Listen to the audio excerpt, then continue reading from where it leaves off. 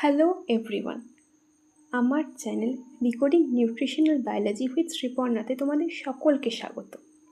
তো আমাদের আজকের টপিক হল ডাইজেশন অ্যান্ড ডাইজেস্টিভ সিস্টেম, যেটিকে বাংলায় বলে পরিপাক ও পরিপাকতন্ত্র। আমি যে কথা বলছি এবং তুমি যে বসে বসে ভিডিও দেখছো, তো আমি আর তুমি দুজনেই তো কিছু একটা কাজ করছি। এই কাজ করতে তো কিছুটা পরিমাণে শক্তি লাগছে। এই শক্তির উৎসটা কি? মানে শক্তিটা কোত্থেকে আসছে? এমনিই তৈরি হচ্ছে? নিশ্চয়ই নয়। এই শক্তিটার আসল উৎস হচ্ছে খাবার বা খাদ্য। যদি তুমি গত এক সপ্তাহ বা এক মাস খাবার না খেতে, বা সেমভাবে আমিও যদি গত এক সপ্তাহ বা এক মাস খাবার না খেতাম, আমি কি এতটা এনার্জেটিক্যালি তোমাকে বলতে পারতাম? তুমি এত এনার্জেটিক্যালি ভিডিওটা দেখতে পারতে? নিশ্চয়ই পেতে না। ওই জন্যই খাদ্যটাই হচ্ছে আমাদের এই দৈহিক শক্তির আসল উৎস। খাবারের মধ্যে বেসিক্যালি শক্তিটা রাসায়নিক রূপে থাকে, রাসায়নিক শক্তি, যেটা পরিণত হয় দৈহিক শক্তিতে।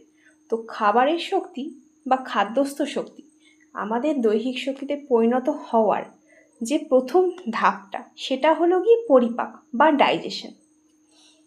তো এটার একটা পরিপাক তন্ত্র আছে আমাদের শরীরে, যেটা এই পুরো বিষয়টাকে নিয়ন্ত্রণ করে। তো আমরা এই ভিডিওতে বেসিক্যালি সেটার ব্যাপারেই জানবো। কি এই পরিপাকতন্ত্রটা? পরিপাকতন্ত্র বা পরিপাক নালী, পরিপাকতন্ত্রর মেন যে পোর্শন বা মেন অঙ্গ, সেটা হচ্ছে পরিপাক নালী, যেটা বলা হয় যেটা আমাদের মুখ থেকে ঠিক পায়ু অবধি অবস্থান করছে, যেটা বলা হয় প্রায় 30 ফুট লম্বা। এটা বলা হয় না, আমি বললাম বলা হয়। এটা অ্যাকচুয়ালি প্রমাণিত, যেটা 30 ফুট লম্বা। ভাবো, তোমার হাইটও হয়তো 5 ফুটের আশেপাশে হবে, সেখানে তোমার শরীরের মধ্যে 30 ফুট লম্বা একটা পাইপ আছে। জাস্ট ইমাজিন, ভাবা যায়? আমাদের বডির এটাই হচ্ছে গিয়ে রহস্য। এই রহস্যের অবশ্যই কারণ আছে। আচ্ছা, এই রহস্যের কারণটা আমি উদ্ঘাটন করি তাহলে। বেসিক্যালি একটা খাবার যে আমি বা তুমি খাচ্ছি, সেটা যাতে পুরোপুরিভাবে শরীরের মধ্যে শোষিত হয় বা পুরোপুরিভাবে যাতে শরীরের কাজে লাগে, সেটা যেন কোনো অংশই কোনো রকমভাবে নষ্ট না হয়, সেটাকে এনশিওর করার জন্যই হচ্ছে আমাদের এত দীর্ঘ পরিপাক নালী, আর কিছুই না। আচ্ছা, তো এবার ছবিতে ফেরা যাক। তো কি পরিপাক নালীর প্রথম পোর্শনটা হচ্ছে মুখবিবর বা মুখ বা মাউথ। তো মাউথের প্রধান অংশ হচ্ছে প্যালেট, প্রথম অংশ, ওপরের পোর্শনটা প্যালেট বা তালু, তারপর আলজিভ বা ইউভুলা, দেখতে পাচ্ছ এই অংশটা, তারপর টাং বা জিভ, তারপর দাঁত বা টিথ।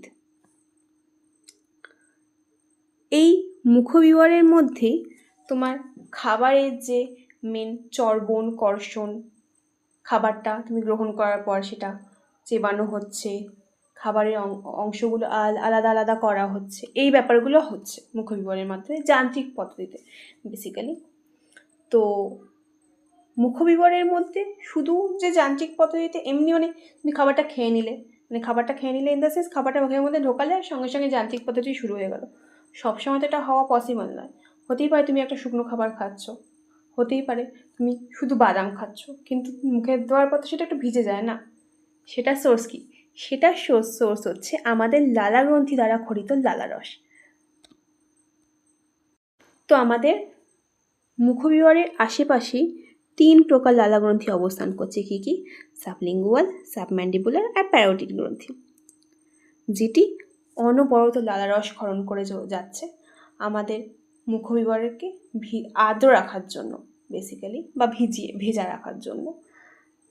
লালাগ্রন্থি আরও অনেক কাজ আছে, সেটা তোমরা আস্তে আস্তে জানতে পারবে।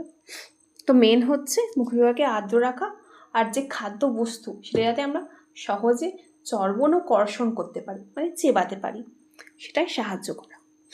আচ্ছা, এরপর খাবারটা ওই গলবিল বা ফ্যারিংসের পাশ দিয়ে ঢুকছে অন্ননালী বা ইসোফেগাস হয়ে সোজা খাবারটা নামছে পাকস্থলীতে বা স্টমাকে। পাকস্থলী হচ্ছে গিয়ে বেসিক্যালি আমাদের শরীরের ওয়াশিং মেশিন, আর কিছুই না। এ কী করে? তুমি যাই খাবার খাও সেই খাবারটাকে এরকম ওয়াশিং মেশিনের মতো ঘোরাতে থাকে, ঘুরিয়ে পুরো একটা হোমোজিনাস বা সম প্রকৃতির একটা মিক্সচার বা মিশ্রণ তৈরি করে।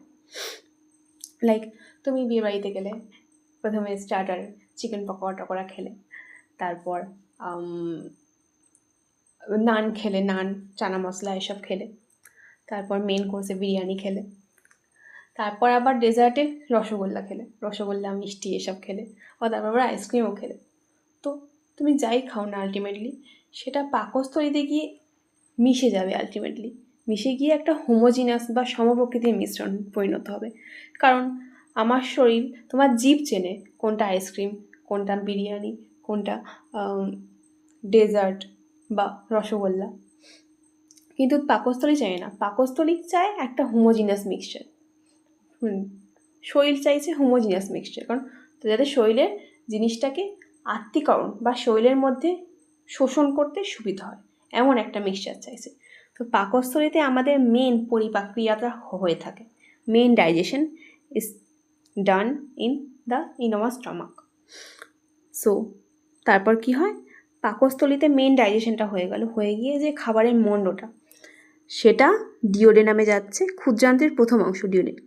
আচ্ছা, তার আগে বলে নিই, পাকস্থলীরই আনুষঙ্গিক কিছু অঙ্গ আছে, মানে পাকস্থলীর আশেপাশে অবস্থান করছে। একটা হচ্ছে যকৃৎ, যেখানে মানে যেখান থেকে যার সাথে পিত্তাশয় পিত্তনালী এগুলোও আছে, ওখান থেকে কিছু উৎসেচক ক্ষরণ হয়, হয়ে স্টমাকে গিয়েই মেশে আলটিমেটলি।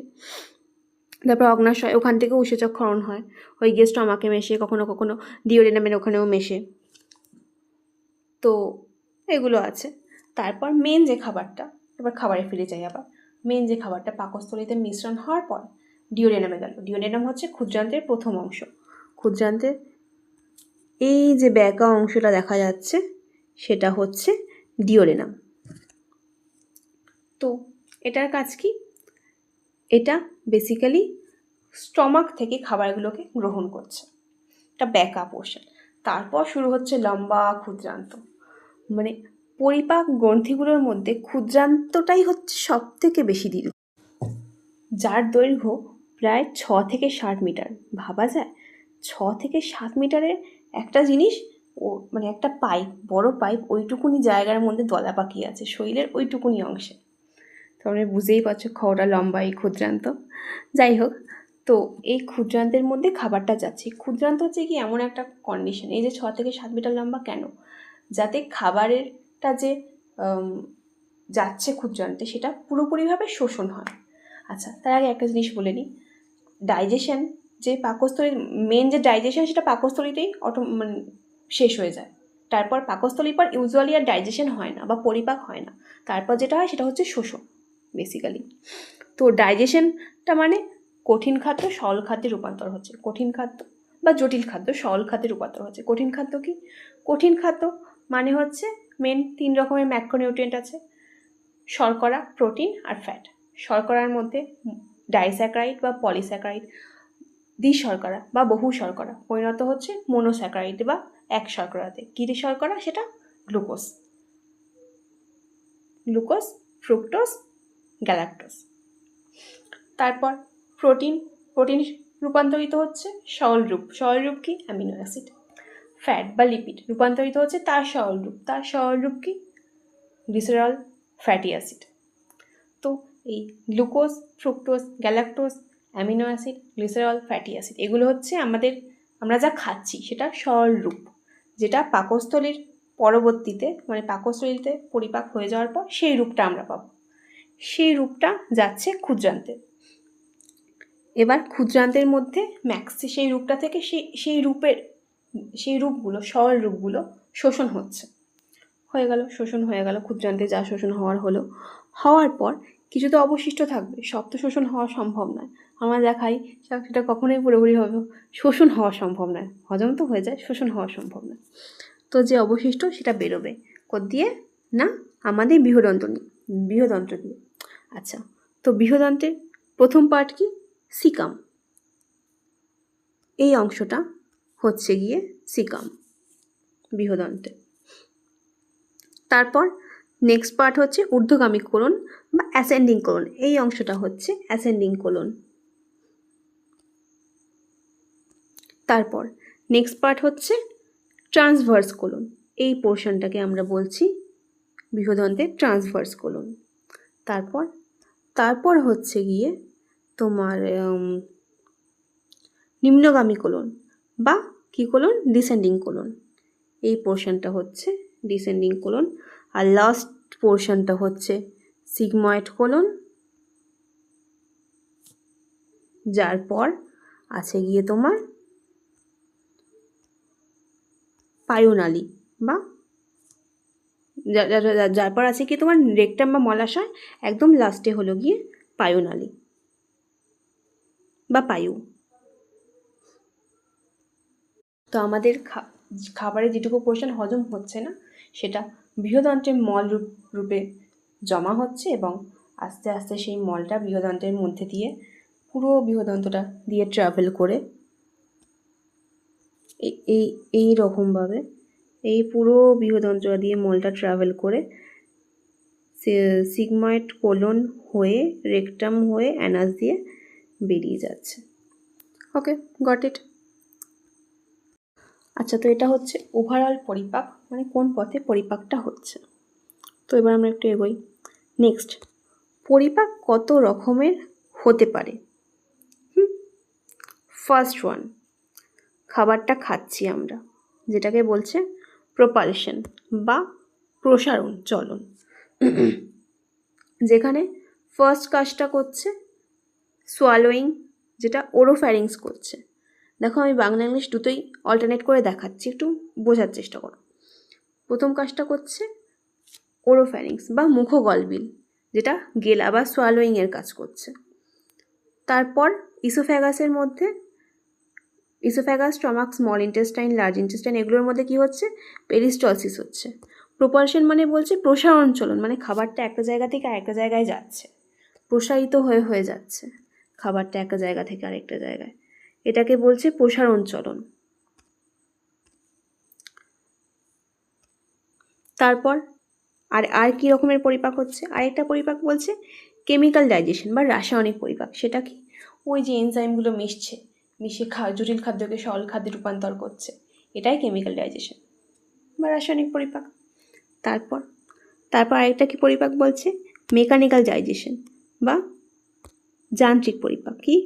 আমরা মুখের মধ্যে চেবাচ্ছি, পাকস্থলীর মধ্যে মন্থন হচ্ছে, তারপর সেটা ছোটো ছোটো খণ্ডে ভেঙে যাচ্ছে, এগুলোকে বলছে যান্ত্রিক পরিপাক বা মেকানিক্যাল ডাইজেশন হলো। এছাড়াও আমাদের বডিতে অ্যাবজর্পশন তো হচ্ছেই, ওটা পরিপাক হয়ে যাওয়ার পর গিয়ে হবে পুষ্টি উপাদান, জল, রক্তনালী বা লসিকা নালীতে অ্যাবজর্পশন হয়ে যাবে বেসিক্যালি ক্ষুদ্রান্তের মধ্যে, এবং যা পরিমাণ জলীয় যা পোর্শনগুলো থাকবে সেগুলো খানিকটা হবে, আর বৃহদন্তে গিয়েও হবে খানিকটা বিশোষণ।